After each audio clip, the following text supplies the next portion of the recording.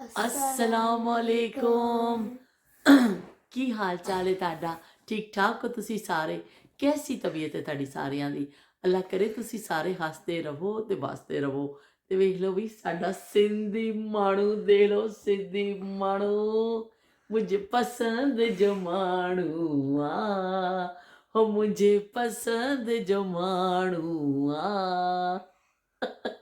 ਇਹ मुंहिंजे पसंदि जो माण्हू आहे, ही ॾाढो सुठो माण्हू आहे, ही मेरा दिलबर माण्हू आहे। राफे, आप सबको बताओ कि आपको ये टोपी कैसी लगी? गुड ਗੁੱਡ ਲੱਗੀ।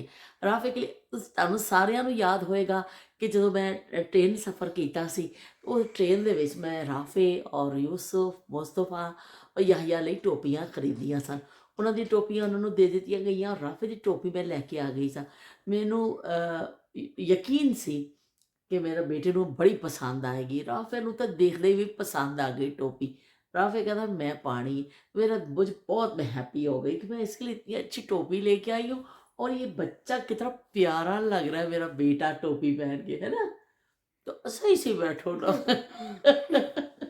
तो तो राफे फिर जो है टोपी पहन के, कल से ये मास्क पहन के गए। 3 दिन हो गए हमें आए हुए और ये मास्क पहन के जा रहे हैं अपनी टोपी। रमज़ान चल रहे हैं और राफे पूरे रोज़े माशाल्लाह माशाल्लाह माशाल्लाह राफे पूरे रोज़े रख रहे हैं। राफे, इसको हम कहते हैं कि राफे एक रोज़ा छोड़ दो, कोई बात नहीं, अभी आप छोटे हो। ये राफे कहता नहीं भी रोज़ियाँ तो कोई कंप्रोमाइज़ नहीं करना, मैं रोज़ा पूरा ही रखना है। तो बहुत अच्छी बात है। अब ये जब पूरे रोज़े अगर रखते हैं, अभी तो काफ़ी सारे बाकी हैं, तो एक स्पेशल प्राइज़ भी राफे को फिर मिलेगा। राफे के लिए एक और भी मैं चीज़ लेके आई हूँ, पाकिस्तानी एक बड़ी मज़े की चीज़ लेके आई हूँ। मुझे ताकि राफे अपने रूम में ये रखेंगे और राफे इसको, राफे को इत्तेफाक है कि राफे को ये भी बहुत पसंद आई। राफे दिखाओ भाई, ये है पाकिस्तानी रक्षा। रक्षा रक्षा टे टे टे। मैं पाकिस्तान गई रक्षे, राफे आपको पता मैं रक्षे पे बहुत बैठी हूँ। आप कभी बैठे हो रक्षे पे? हैं? और राफे भी जब पिछली दफ़ा गए थे ना तो बैठे थे। अब फिर राफे जब जाएंगे ना इंशाल्लाह, हम रक्षे में बैठेंगे, है ना राफे? तो राफे को बहुत मज़ा आता है पाकिस्तान भी, जब राफे जाते हैं राफे को मज़ा आता है। अच्छा राफे, आप बताओ, आपने मुझे मिस किया था? यस किया था? किस वक्त किया था मिस आप सबसे ज़्यादा? बरकत बरकत।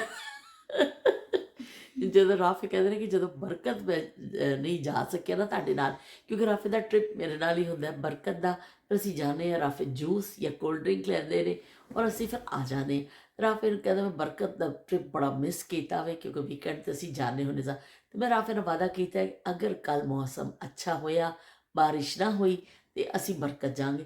आप रोज़े के साथ चल लोगे, इतना पैदल चल लोगे? चलो ठीक है। राफे कहते हैं मैं चल लवांगा।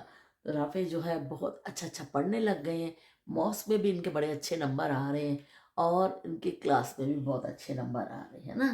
तो राफे कल रात को मेरे साथ सोए थे, है ना। और जैसे ही हम लेटे फिर हमें कौन याद आया था?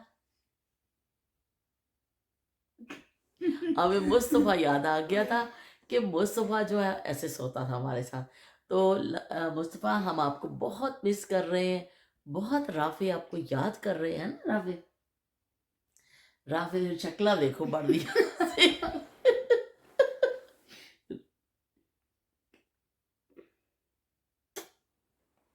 छुक्की लग गई, छुक्की लग गई, छुक्की लग गई इसको। चलो भी हुण फिर चलने आ। असी के रोज़ा रख के बैठे सा, सारे उपर चले गए ने, असी दोनों खूब मस्तियां कर रहे, है ना। बाकी फिर असी तुहाडा मिलने कल, ते फिर कोई नवीं गल दे नाल असी आ जावांगे। ते अल्लाह हाफिज़ ते रब राखा। अस्सलाम वालेकुम, की हाल चाल है तुहाडा? ठीक ठाक हो तुसी सारे? कैसी तबीयत है तुहाडी सारियां दी? अल्लाह करे तुसी सारे हसते रहो ते बसते रहो। लो जी, दिन नवा चढ़ पिया वे ते मैं तुहानूं इत्थे दिखानी आ इत्थे की कुछ असी हुण शुरू करन लगे आ। ਇਹ ਦੇਖ ਲਓ ਜੀ, ਬੈਗ ਪਏ ਨੇ।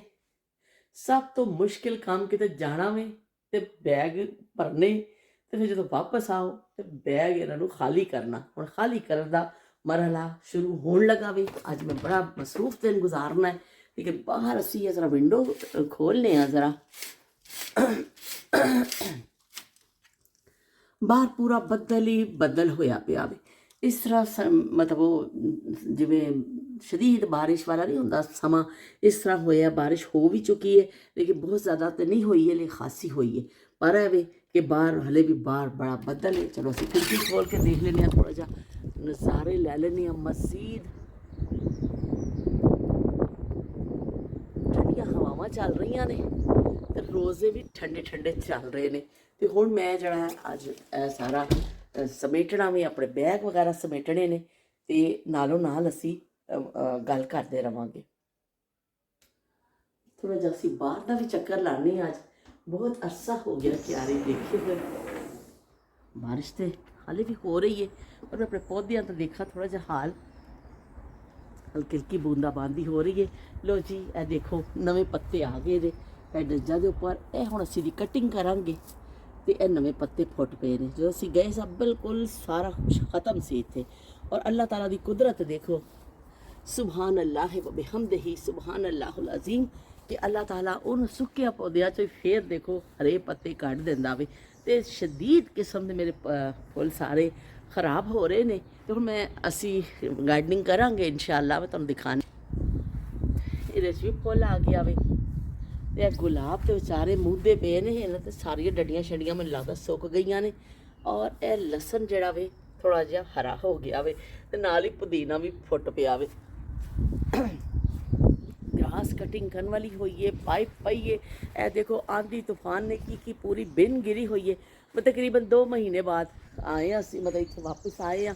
ਤੇ ਇਹ ਦੇਖੋ ਸਾਈਕਲ ਬੱਚਿਆਂ ਦੀ, ਇਹ ਬੱਚਿਆਂ ਦੀ ਚੀਜ਼ ਆ, ਕਿਉਂਕਿ ਇੱਥੇ ਜਿਹੜੀਆਂ ਹਵਾਵਾਂ ਚੱਲਦੀਆਂ ਨੇ ਨਾ, ਤੂਫਾਨੀ ਹਵਾਵਾਂ, ਉਹ ਹਰ ਚੀਜ਼ ਨੂੰ ਬਖੇਰ ਕੇ ਰੱਖ ਦਿੰਦੀ। ਕਿੰਨੀ ਵਜ਼ਨੀ ਬਿਨ ਹੈ ਪਰ ਹੈ। ਪਰ ਸ਼ੁਕਰ ਹੈ ਇਹ ਦੀਵਾਰ ਠੀਕ ਹੋ ਗਈ ਹੈ। ਮੇਰਾ ਖਿਆਲ ਕਮਾਲ ਭਾਈ ਵਾਲਿਆਂ ਨੇ ਕਰਾਈ ਹੈ ਠੀਕ, ਜਾਂ ਪਹਿਲਾਂ ਗਿਰ ਗਈ ਸੀ ਪਿਛਲੀ ਦਫਾ ਫੈਂਸ, ਇਹ ਠੀਕ ਹੋ ਗਈ ਹੈ। ਤੇ ਹਰ ਸ਼ੈ ਉਦਮ ਪੁਦਮ ਹੋਈ ਪਈ ਹੈ ਇੱਥੇ। ਹੁਣ ਅਸੀਂ ਇਹਨੂੰ 2 ਦਿਨ ਬਾਅਦ ਧੁੱਪ ਨਿਕਲੇਗੀ ਤੇ ਅਸੀਂ ਇਨਸ਼ਾਅੱਲਾ ਸਾਰਾ ਸਾਫ਼ ਵੀ ਮੈਂ ਕਰਾਂਗੀ, ਤੁਹਾਨੂੰ ਦਿਖਾਵਾਂਗੀ। ਇਹਨਾਂ 'ਚ ਫੁੱਲ ਆ ਗਏ ਨੇ। ਬਾਕੀ ਸ਼ਦੀਦ ਕਿਸਮ ਦਾ ਗੰਦ ਪਿਆ ਹੋਇਆ ਬਈ, ਸ਼ਦੀਦ ਕਿਸਮ ਦਾ ਗੰਦ ਹੈ। ਤੇ ਹਲਕੀ ਹਲਕੀ ਬਾਰਿਸ਼ ਹੋ ਰਹੀ ਹੈ, ਉਹਦੇ ਉੱਤੇ ਕੜੀਆਂ ਪਈਆਂ ਪੈਂਦੀਆਂ ਨੇ।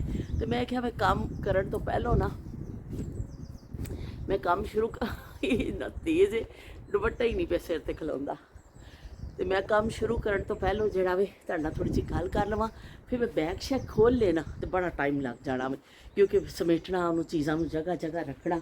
ਤੇ ਪਿੱਛੇ ਬਹੁਤ ਸ਼ਦੀਦ ਗੰਦ ਹੈ, ਲੇਕਿਨ ਅਸੀਂ ਦੇਖਿਓ ਬਈ ਸਾਫ਼ ਕਰਾਂਗੇ, ਤੁਹਾਨੂੰ ਸਾਫ਼ ਕਰਕੇ ਦਿਖਾਵਾਂਗੇ ਕਿ ਕੈਸੀ ਅਸੀਂ ਕਲੀਨਿੰਗ ਕੀਤੀ ਹੈ। ਲੇਕਿਨ ਹਲੇ ਨਹੀਂ ਹੋਏਗਾ ਇਹ ਕੰਮ, ਕਿਉਂਕਿ ਹਲੇ ਜਿਹੜਾ ਵੇ ਠੰਡ ਹੈ ਔਰ ਬਾਰਿਸ਼ ਹੈ। 2 ਦਿਨ ਬਾਅਦ ਧੁੱਪ ਨਿਕਲੇਗੀ ਤਾਂ ਅਸੀਂ ਫਿਰ ਕੁਛ ਦਾ ਨਕਸ਼ਾ ਕੱਢਣ ਦੀ ਕੋਸ਼ਿਸ਼ ਕਰਾਂਗੇ।